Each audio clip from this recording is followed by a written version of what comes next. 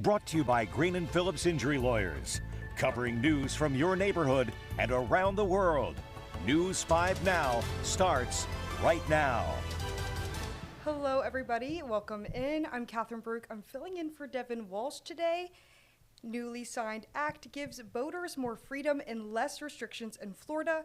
Orange Beach Fire Chief announces his retirement. Curfew set in Mobile for the 4th of July. Let's get started. All right, so let's get started with our top 5 big stories of the hour. The newly signed Boater Freedom Act will set to give less restrictions to boaters and more caution to law enforcement. Now, law enforcement will no longer be able to pull a boat over without probable cause or a suspected violation. The law also prevents local governments from banning the use or sale of gas-powered boats. Number 4. A police chase in Mobile Wednesday ends with an arrest. The chase ended outside a home on Devonshire Drive in the Navco area. Police arrested 50-year-old Marvin Hollifield, who investigators say was wanted for a domestic incident.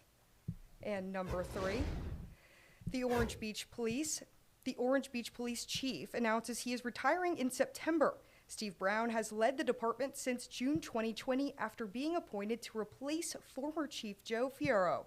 Brown has been with the police department since 1995, serving in dispatch, corrections, and as a patrol officer.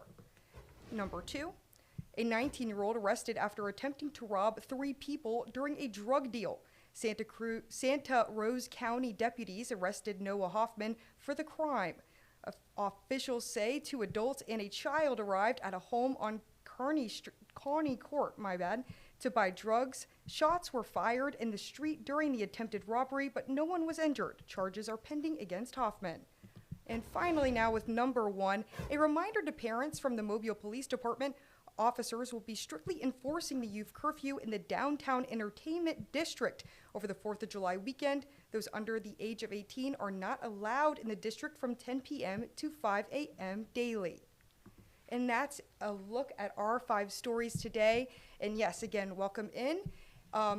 It's about to be 4th of July, and I cannot wait. I unfortunately do not have any plans. I'll be working, but I hope you guys have a lot of plans, and that's going into our question of the day.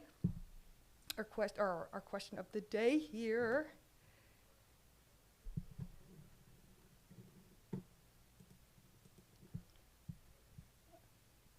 Sorry, my bad. All right, actually not the question of the day. This is our thoughts about Amtrak coming back to Mobile. So when I arrived, Amtrak, I learned about that because, I didn't grow up in the Gulf Coast, and I grew up in the metro in the DC area. So I think this is great, it coming back to Mobile. I know I will definitely be on it. I would love to go to New Orleans, especially when it's that Mardi Gras season. I would love to go back and forth. Also, I've never been to New Orleans before, and I know it does make stops in Mississippi as well. I think this is a great opportunity, for more travelers. And let's just see what you guys think about this. So, Peter says, would be better if it was from Pensacola Airport to New Orleans. Airport stops along the way so you could fly out without having to park. Chris says the $15 tickets in a funny picture. And let's scroll down here. Mary Lee Jackson says, we will see. I think it would be less traffic on the roads and a nice country ride. I agree. I think it would be a nice, smooth ride. Definitely some scenic routes. It'd be great.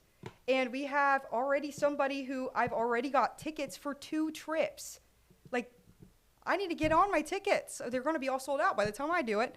But that is a look at our question of the day. So let's go for our poll. So our poll of the day is attempted murderer Brian Carber. Sorry, I'm going to butcher that last name. Plea deal fair. So we have. So it says no opinion, and yes. So we have 37 people say no, and then 1 person say no opinion, and then 3 people say yes. So you still have time. So we do our final results of the poll on our 5:30 News 5 Now, and we'll look at some comments as well. So Peggy says, no, it is not fair. He should have received the death penalty. And a lot of people are agreeing as well. People are saying that no, it is not fair, for him to get a plea deal. So if you would like to voice your opinion, go on Facebook, and you can go on our Facebook. We air and stream live in the morning and right now at noon, and then we'll have those final results of 5:30.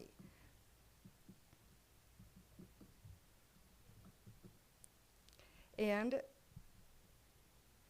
sorry, I'm still getting used to the controls, so pardon me. But thank you guys so much for, joining me today and watching. And I really hope you guys have a great 4th of July weekend and drive safe. I know the weather is going to be great. I think it's going to be hot, and I'm not sure, it's the forecast of the weekend. But hopefully it's going to be a great time. I know I'm jealous. I hope and wish that I was at the beach. But thank you guys so much, and I'll catch you next time. Covering news from your neighborhood and around the world. You are watching News 5 Now, brought to you by Green & Phillips Injury Lawyers.